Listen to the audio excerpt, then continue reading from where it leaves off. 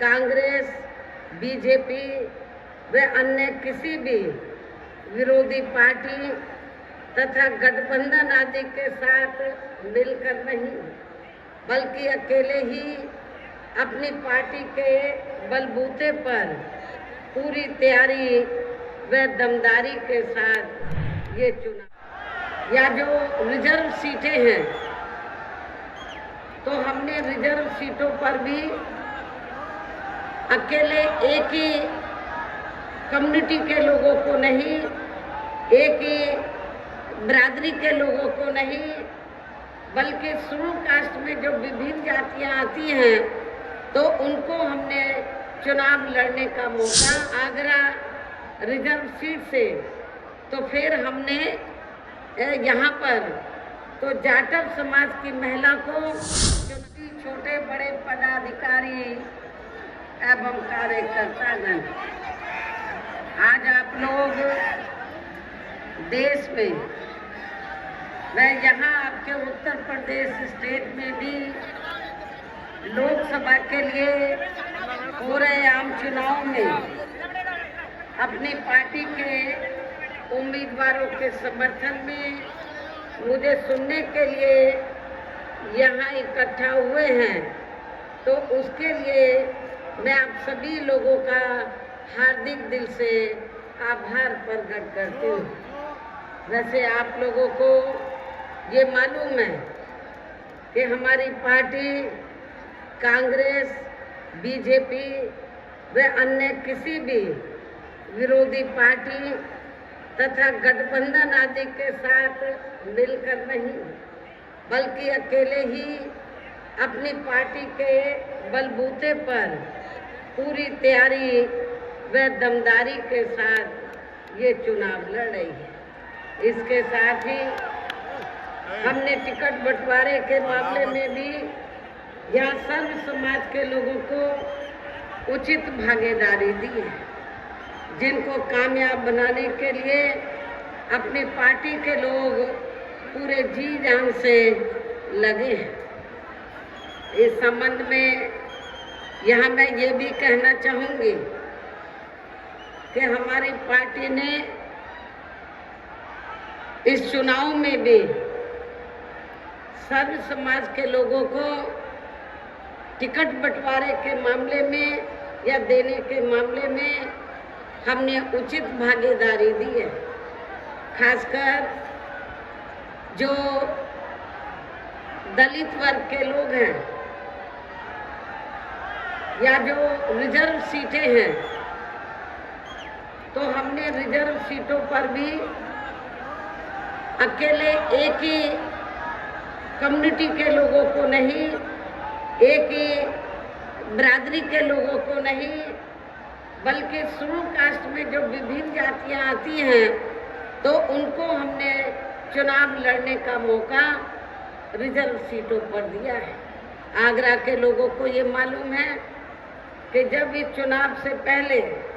आपके उत्तर प्रदेश में local bodies के चुनाव हुए थे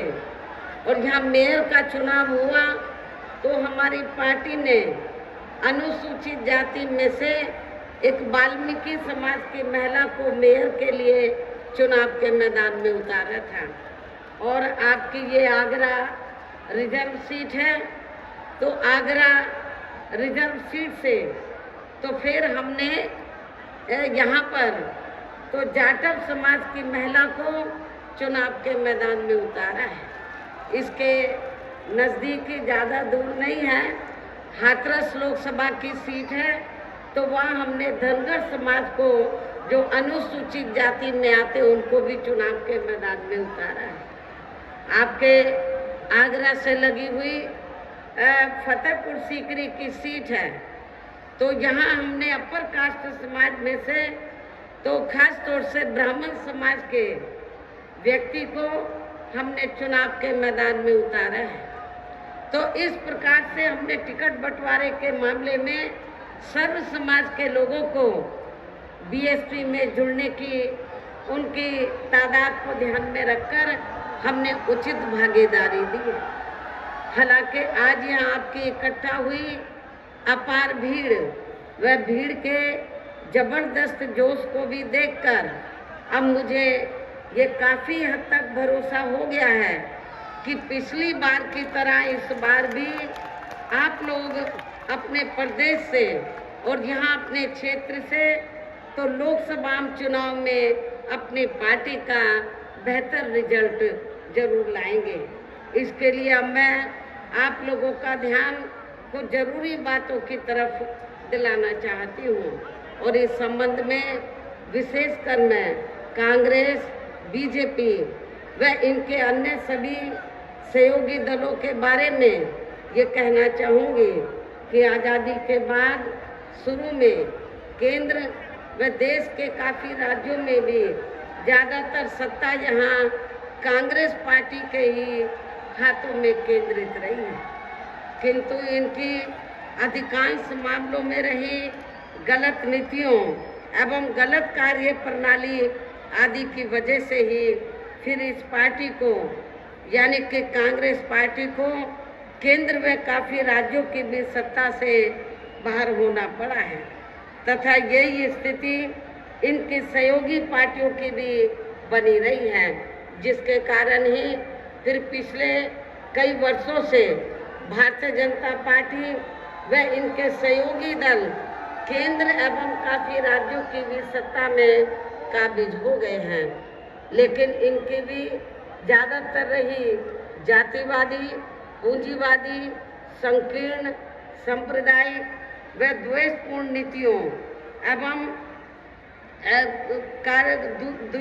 नीतियों एवं कार्य प्रणाली आदि से तथा इनकी कथनी व करनी में भी काफ़ी अंतर होने की वजह से अब ऐसा लगता है इस बार ये पार्टी भी यानी कि भारतीय जनता पार्टी भी केंद्र की सत्ता में आसानी से वापस आने वाली नहीं है, बशर्ते यदि ये चुनाव इस बार फ्री एंड फेयर होता है तथा आम चर्चा के मुताबिक वोटिंग मशीनों में भी कोई गड़बड़ी आदि नहीं की जाती है और वैसे भी इस बार चुनाव में इनकी कोई भी पुरानी एवं नई चल रही नाटकबाजी, जुमलेबाजी व गारंटी आदि काम में आने वाली नहीं है, क्योंकि अब देश की जनता काफ़ी हद तक इस बात को समझ चुकी है कि इनकी पार्टी ने अब तक देश के विशेषकर गरीबों,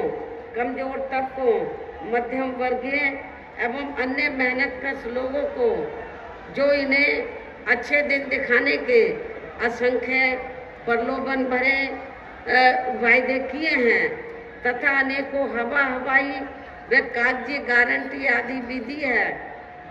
तो उनका जमीनी हकीकत में अभी तक इन्होंने लगभग 1/4 हिस्सा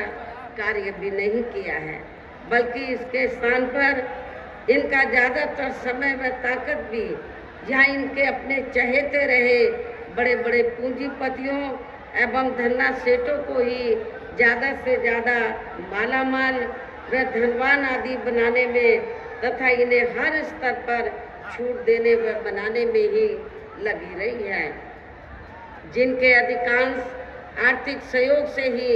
ये पार्टी व अन्य पार्टियां भी अपना संगठन चलाती हैं तथा चुनाव आदि भी लड़ाती हैं, जिसका काफ़ी कुछ खुलासा बॉन्ड की आई रिपोर्ट से भी हो जाता है। इसके साथ ही अब ऐसा लगता है कि कांग्रेस पार्टी की तरह ही बीजेपी ने भी केंद्र की तमाम सरकारी जांच एजेंसियों का ज़्यादातर राजनीतिकरण ही कर दिया है। इसके अलावा देश के किसान वर्ग भी वर्तमान बीजेपी की सरकार में शुरू से ही अपनी विभिन्न समस्याओं को लेकर काफ़ी ज़्यादा दुखी व परेशान रहे हैं और अभी भी हैं, जबकि यूपी में 4 बार हमारी पार्टी की रही सरकार ने इनके हितों का भी हर स्तर पर विशेष ध्यान रखा है। हमारी पार्टी की रही सरकार ने तो किसानों को खेती करने के लिए समय पर इनको सस्ते साधन उपलब्ध कराए और इसके साथ ही तो इनकी फसल का भी हमारी सरकार ने उचित दाम दिया है, जो अब आपको ना तो यूपी की सरकार में ना केंद्र की सरकार में नेशनल लेवल पर किसानों को ये सब राहत मिलती हुई नजर नहीं आ रही है। इतना ही नहीं बल्कि केंद्र में पूर्व की रही कांग्रेसी सरकार की तरह ही वर्तमान भाजपा सरकार में भी इनकी जातिवादी, हीन, सांप्रदायिक एवं पूंजीवादी सोच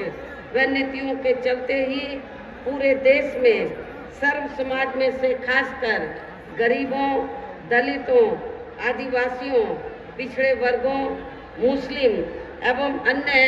धार्मिक अल्पसंख्यक समाज के लोगों का भी पूर्ण रूप से विकास व उत्थान आदि नहीं हो सका है। और इस संदर्भ में वैसे आप लोगों को ये मालूम है कि पूरे देश में यहाँ दलितों,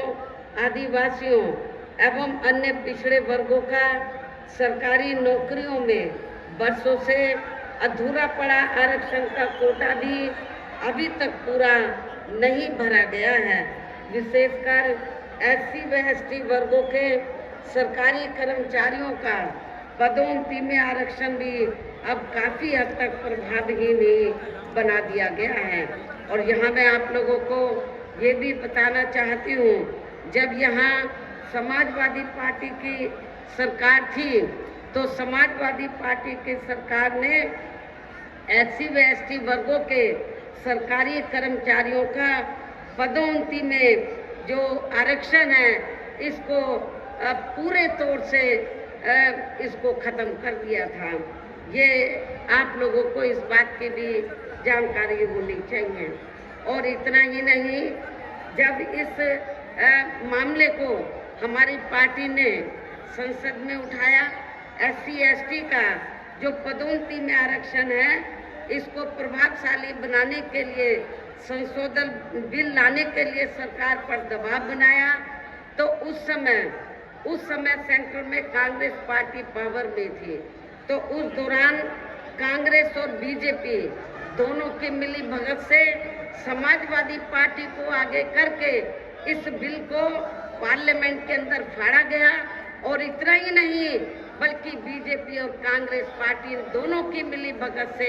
इस बिल को पास नहीं होने दिया, इस बिल को पास नहीं होने दिया। और इतना ही नहीं, आज जो खास तौर से आरक्षण को लेकर जो किस्म किस्म की बातें कही जा रही हैं, SC ST OBC के आरक्षण को लेकर कांग्रेस भी लंबी चौड़ी बातें कर रही है, बीजेपी भी, जबकि ये दोनों पार्टियां SC ST OBC के आरक्षण के खिलाफ हैं। ये दोनों पार्टियां नहीं चाहती हैं SC ST OBC के वर्गों के लोगों को आरक्षण का पूरा लाभ मिले। साथ ही केंद्र व राज्यों में भी विरोधी पार्टियों की रही सरकारों में इन सभी वर्गों को प्राइवेट सेक्टर में आरक्षण दिए जाने की व्यवस्था किए बिना ही इनकी सरकारों के ज़्यादातर सरकारी कार्य अब प्राइवेट सेक्टर के जरिए ही इनके बड़े बड़े पूंजीपतियों व धन्ना सेठों आदि को ही दिए जाने के कारण अब इनको पूरे देश में आरक्षण का बहुत कम ही लाभ मिल पा रहा है। इसी प्रकार इनका अन्य और मामलों में भी शोषण व उत्पीड़न आदि होना अभी तक भी बंद नहीं हुआ है। इसके साथ साथ मुस्लिम व अन्य धार्मिक अल्पसंख्यक समाज के लोगों की भी हालत हर स्तर पर यह काफ़ी ज़्यादा खराब व दयनीय ही बनी हुई है। इतना ही नहीं बल्कि पिछले कुछ वर्षों से केंद्र व अधिकांश राज्यों में भी बीजेपी व RSS की सरकारों के चलते हुए अब इनका विकास व उत्थान आदि होना भी काफ़ी हद तक बंदशाही हो गया है। आए दिन इन पर खासकर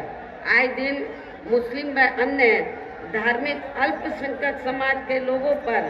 खासकर हिंदुत्व की आड़ में हो रही जनजाति भी यहाँ काफ़ी ज़्यादा चरम सीमा पर पहुँच चुकी है। इसके साथ साथ अपर कास्ट समाज में से विशेषकर गरीब लोगों की भी हालत हमें कोई खास अच्छी नजर नहीं आती है। कहने का तात्पर्य ये है कि चाहे वीकर सेक्शन के लोग हैं या माइनॉरिटीज के लोग हैं, अपर कास्ट समाज के लोग हैं, ये सभी लोग हमें काफ़ी दुखी व परेशान नजर आते हैं। हर मामले में व हर स्तर पर हमें काफ़ी दुखी व परेशान नजर आते हैं। इनके गलत कृषि नीतियों के कारण किसान वर्ग भी आए दिन आंदोलित ही रहता है। साथ ही इनके गलत आर्थिक नीतियों की वजह से देश की अर्थव्यवस्था पर भी इसका काफ़ी बुरा प्रभाव पड़ा है, जिससे यहाँ विशेषकर छोटे एवं मध्यम वर्गीय व्यापारी वर्ग भी काफ़ी ज़्यादा दुखी व परेशान हैं। और अब केंद्र में पूर्व की रही सरकारों की तरह ही वर्तमान भाजपा सरकार में भी यहाँ पूरे देश में गरीबी, बेरोजगारी एवं महंगाई आदि भी लगातार काफ़ी ज़्यादा बढ़ रही है। देश में हर स्तर पर फैला भ्रष्टाचार भी अभी तक खत्म नहीं हुआ है। साथ ही अपने देश की सीमाएं भी अभी तक पूरे तौर से सुरक्षित नहीं हैं। ये भी बड़ी चिंता की बात है। ऐसे में अब आप लोगों को देश में हो रहे लोकसभा आम चुनाव में बीजेपी, आप लोगों को आम चुनाव में कांग्रेस, बीजेपी व इनके सहयोगी पार्टियों को भी केंद्र की सत्ता में आने से जरूर रोकना है, जिनकी गलत नीतियों व गलत कार्य प्रणाली आदि को आप लोग काफ़ी हद तक आजमा भी चुके हैं। ऐसी स्थिति में अब ये विरोधी पार्टियां इस चुनाव में भी किस्म किस्म के साम दाम दंड भेद आदि अनेकों हथकंडे इस्तेमाल करके केंद्र की सत्ता में आने की भी पूरी कोशिश में लगे हैं, जिनसे अपनी पार्टी के लोगों को हर स्तर पर काफ़ी ज़्यादा सावधान रहना है। और इस मामले में विरोधी पार्टियां अपने अपने पक्ष में हवा बनाने के लिए खासकर मीडिया, ओपिनियन पोल व सर्वे आदि का जो बड़े पैमाने पर इस्तेमाल कर रही हैं, तो उससे भी अपनी पार्टी के लोगों को बिल्कुल भी गुमराह नहीं होना है। इसके साथ ही विरोधी पार्टियों के विभिन्न रूपों में जारी किए गए इनके हवाई व प्रलोभन भरे चुनावी घोषणा पत्रों एवं वायदों आदि के बहकावे में भी अपनी पार्टी के लोगों को कतई नहीं आना है, जिन्हें ये पार्टियां चुनाव खत्म होने के बाद ज़्यादातर अमल में नहीं लाती हैं। और अब जिन पर से देश की जनता का अधिकांश विश्वास ही उठ गया है, यही खास वजह है कि हमारी पार्टी किसी भी चुनाव में अपनी पार्टी का कोई भी चुनावी घोषणा पत्र आदि जारी नहीं करती है। वैसे भी हमारी पार्टी किसी भी मामले में कहने में बहुत कम बल्कि कार्य करके दिखाने में ही ज़्यादा विश्वास रखती है। और इस बात का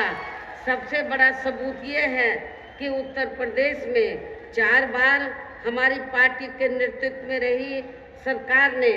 चुनाव में अपनी पार्टी के बिना कोई जारी किए गए चुनावी घोषणा पत्र के ही प्रदेश व आम जनहित में काफ़ी कुछ ऐतिहासिक कार्य करके दिखाए हैं, जिनके अब देश में अधिकांश पार्टियों की सरकारें काफ़ी नकल भी कर रही हैं। जबकि इस मामले में हमारी पार्टी का ये कहना है कि यदि इन पार्टियों के स्थान पर केंद्र में हमें अपनी पार्टी की सरकार बनाने का मौका मिलता है, तो तब फिर हमारी पार्टी की बनी सरकार केंद्र में यहाँ अब तक रही सभी विरोधी पार्टियों की सरकारों की तरह केवल हवाई व कागजी कार्य आदि नहीं करेगी, बल्कि उत्तर प्रदेश की तरह ही ज़मीनी हकीकत में ठोस कार्य करके दिखाएगी। और इस संदर्भ में खासकर मैं ये कहना चाहूँगी, केंद्र द्वारा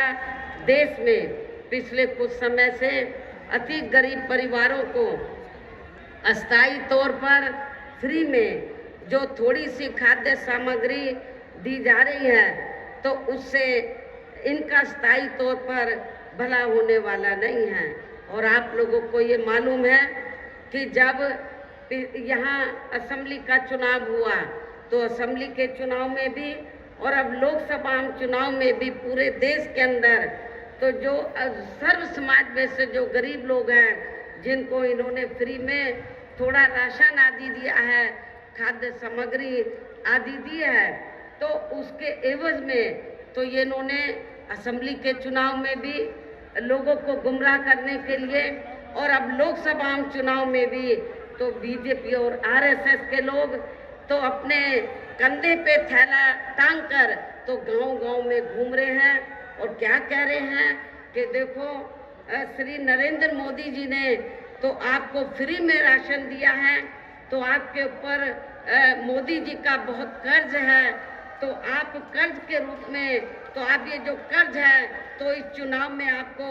अदा करना है, वोट के रूप में बीजेपी को वोट देकर आपको ये कर्ज अपना अदा करना है। लेकिन मैं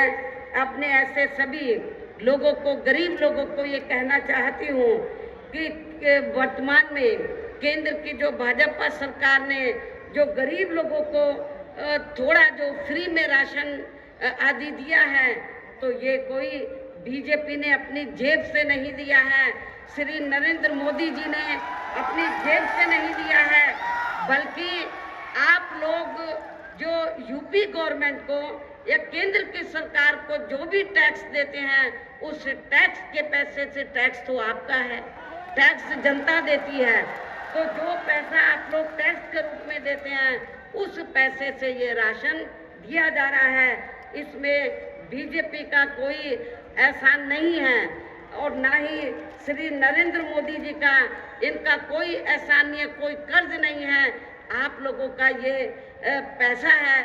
आप लोगों ने टैक्स के रूप में इसको दिया, तो इसलिए आप लोगों को ये नहीं सोचना है कि हमने उनका नमक खाया है, ये नमक तो आप ही लोगों का है। आप लोगों ने टैक्स दिया, उससे आप लोगों को ये फ्री में राशन आदि दिया गया है, तो इनके बहकावे में आप लोगों को कतई भी नहीं आना है।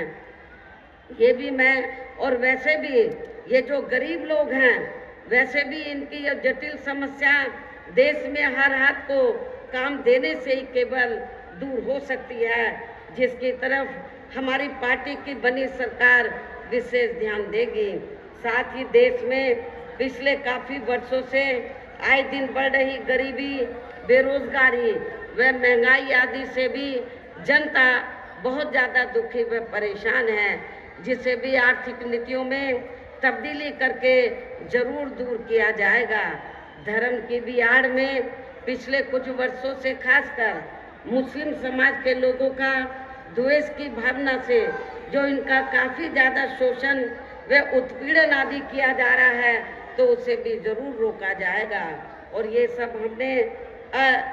सब हमने अपनी यूपी की रही सरकार में करके भी दिखाया है। हमने उत्तर प्रदेश के अंदर कोई भी दंगा फिसाद नहीं होने दिया है। इसके अलावा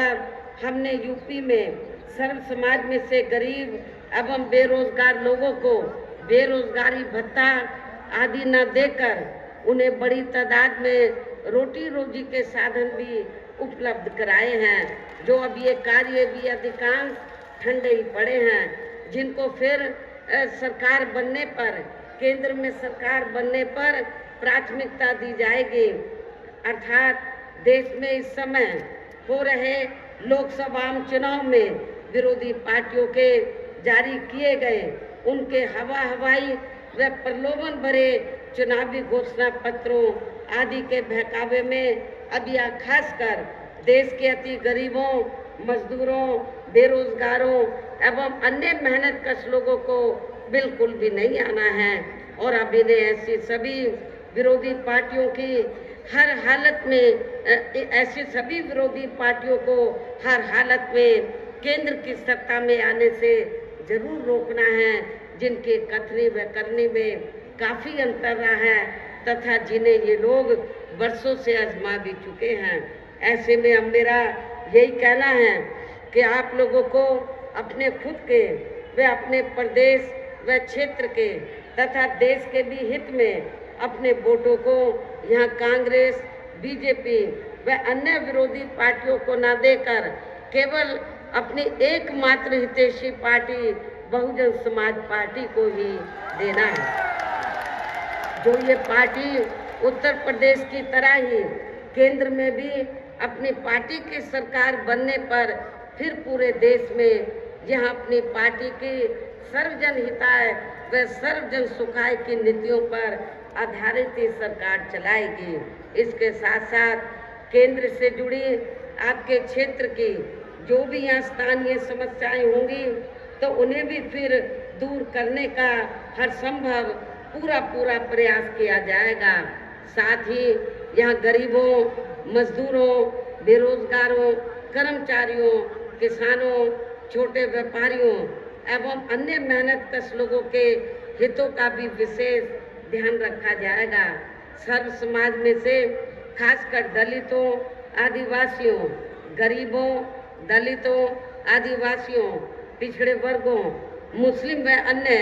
धार्मिक अल्पसंख्यक समाज के लोगों के विकास एवं उत्थान के साथ साथ हर स्तर पर इनकी सुरक्षा आदि के लिए भी सख्त कदम उठाए जाएंगे।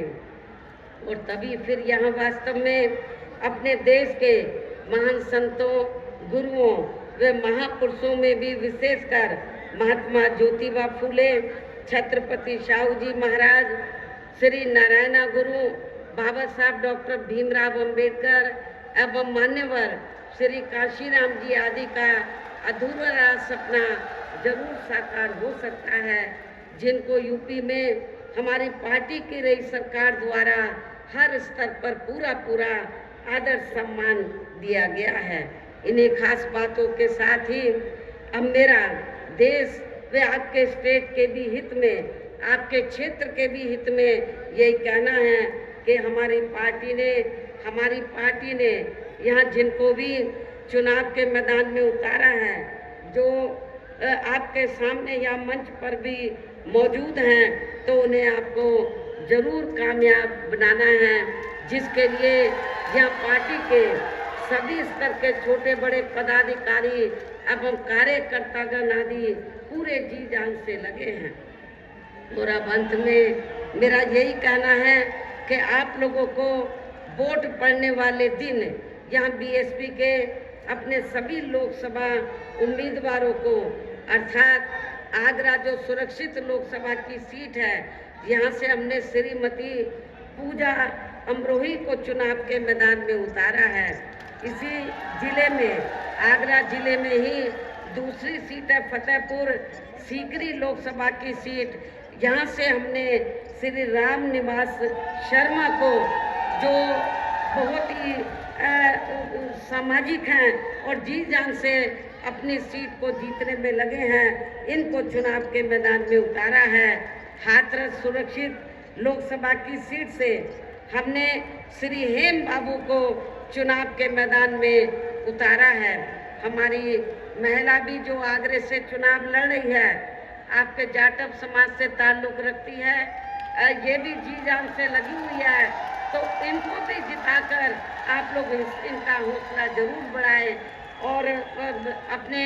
जो ब्राह्मण समाज से, धनगर समाज से हैं, जो भी हमारे